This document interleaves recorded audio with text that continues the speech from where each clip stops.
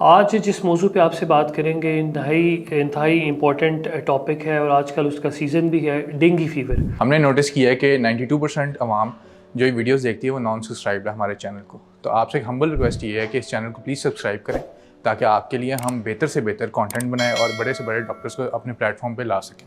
Thank you. बिस्मिल्लाहिर्रहमानिर्रहीम। जी, मेरा नाम डॉक्टर उसामा है। मैं बतौर जनरल फिजिशियन मरहम के साथ मुंसलिक हूँ।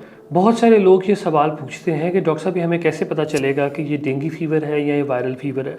तो हम फोकस डेंगू फीवर पे रखते हैं कि डेंगू फीवर, डेंगू बुखार जो है वो क्या चीज़ है।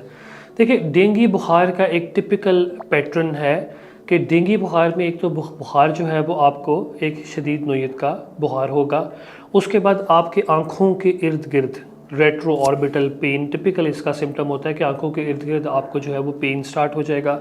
नंबर 3 पे इसमें जो है वो बोन ब्रेकिंग पैटर्न वाला फीवर होता है, जिसका मतलब क्या है कि जो पेशेंट है वो ये कंप्लेन करता है कि जी मुझे लगता है मेरी हड्डियां जो हैं वो टूट रही हैं, मुझे हड्डियों में शदीद किस्म की तकलीफ़ और दर्द है।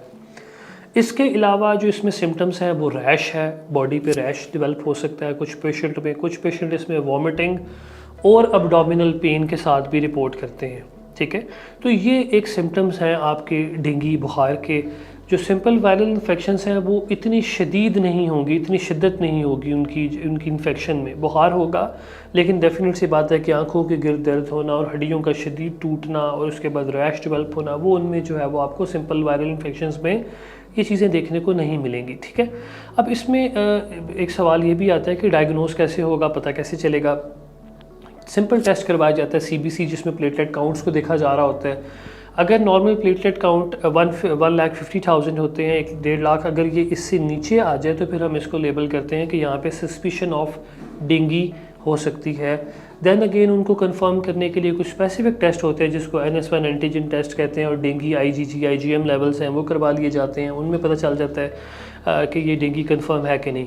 फिर डेंगू के कुछ साइंस भी हैं, जो कुछ ऐसी अलामतें हैं कि कब आपने अस्पताल जाना है, कब आपने हॉस्पिटल डॉक्टर के पास जाना है। अगर खुदा न खास्ता प्लेटलेट काउंट आपका 1 लाख से नीचे चला गया, या अगर परसिस्टेंट वॉमिटिंग, परसिस्टेंट फीवर, या अगर आपको जो है वो शदीद बॉडी एक स्टार्ट हो गई हैं, प्लेटलेट काउंट ड्रॉप कर गया है, बॉडी से ब्लीडिंग हो गई है, तो फ़ौरन से पहले हॉस्पिटल जाना है।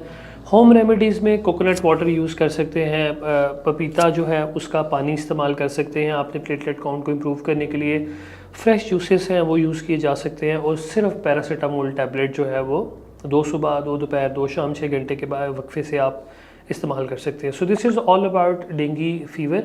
अगर आप कुछ और जानना चाहते हैं इसी के मुतालिक, मरहम पे दिए हुए लिंक से आप मुझसे रब्ता कर सकते हैं। जज़ाकल्लाह।